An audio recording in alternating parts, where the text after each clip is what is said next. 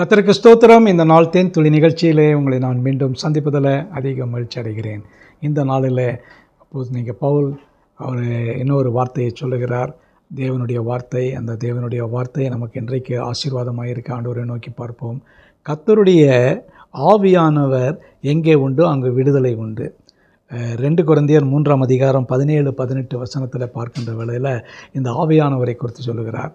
இந்த பரிசுத்த ஆவியானவர் எங்கே இருக்கிறாரோ அந்த இடத்துல நமக்கு ஒரு விடுதலை உண்டு. டோட்டல் லிபரேஷன், டெலிவரன்ஸ் அங்கே கிடைக்கும் என்று நாம் பார்க்கிறோம்.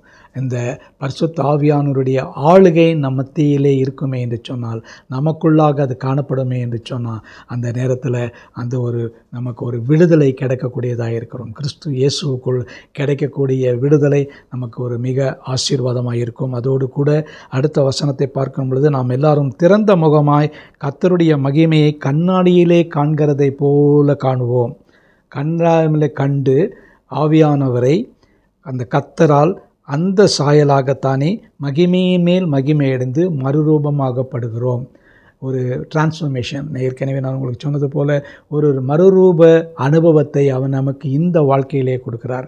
நமக்கு ஒரு ரூபம் இருந்தது, அந்த ரூபம் பாவத்தினாலே அழிந்து போனது.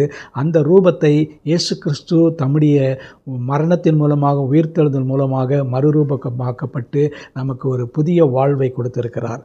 இந்த நேரத்தில் இந்த 18வது வசனத்தில் பார்க்கும் பொழுது, அவருடைய மகிமையை நம்ம ஒரு கண்ணாடியிலே பார்க்கிறதை போல, எப்படி ஒரு மிரரில் ஒரு நம்மையே பார்க்குறோமோ அதை போல் முகமுகமாய் பார்ப்போம். அது நமக்கு ஒரு பெரிய ஒரு சிலாக்கியமாய் காணப்படுகிறது. அதோடு கூட அந்த ஆவியாயிருக்கிற கர்த்தரால், பரிசுத்த ஆவியானவரால் அந்த சாயலாகத்தானே மகிமை அடைந்து மறுரூபமாக்கப்படுகிறோம் என்று பவுல் சொல்லுகிறார். இந்த மறுரூபமாக்கப்படுகிற வாழ்க்கை நம்முடைய ஒவ்வொரு வாழ்க்கையிலும் இருக்கும் என்று சொன்னால், நிச்சயமாக நம்முடைய வாழ்க்கை ஒரு வெற்றி உள்ள, ஒரு சிறந்த சாட்சி உள்ள வாழ்க்கையாக இருக்கும். இந்த நாளில் கூட நம்ம இந்த வசனத்தின்படியாக அவருடைய வார்த்தையில் அவர் கர்த்தர் இருக்கிற இடத்துல ஒரு விடுதலையை பெற்றவர்களாக, அவருடைய மகிமையை போல நம்ம மகிமை அடைந்து அவருடைய சாயலாக மறுரூபமாக்கப்படுவோம். கர்த்தர் நம்மை ஆசீர்வதிப்பாராக. இந்த நாள் நமக்கு ஒரு ஆசீர்வாதமான ஒரு நாளாக அமையட்டும். நல்ல ஆண்டவரே, நன்றியோடு துதிக்கிறேன், ஸ்தோத்தரிக்கிறேன். இந்த வேளையில் இந்த நாளை நீர் எங்களுக்கு ஆசீர்வதித்தாங்க. எங்களுக்கு நல்ல ஆண்டவரே, நாங்கள் மறுரூபமாக்கப்பட்ட நிலையில் முகமுகமாய் பார்க்க அந்த மகிமையை நீர் எங்களுக்கு தர வேண்டுமா ஜெபிக்கிறோம். அதோடு கூட உம்முடைய ஆவியானவரால் எங்களுக்கு ஒரு பெரிய விடுதலை கிடைக்க வேண்டுமா ஜெபிக்கிறோம்.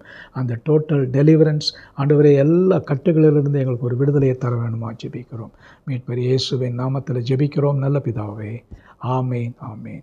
கர்த்தர் உங்களை ஆசீர்வதிப்பாராக. இந்த நாள் உங்களுக்கு ஒரு ஆசீர்வாதமான, மகிழ்ச்சியான ஒரு நாளாக அமையட்டும்.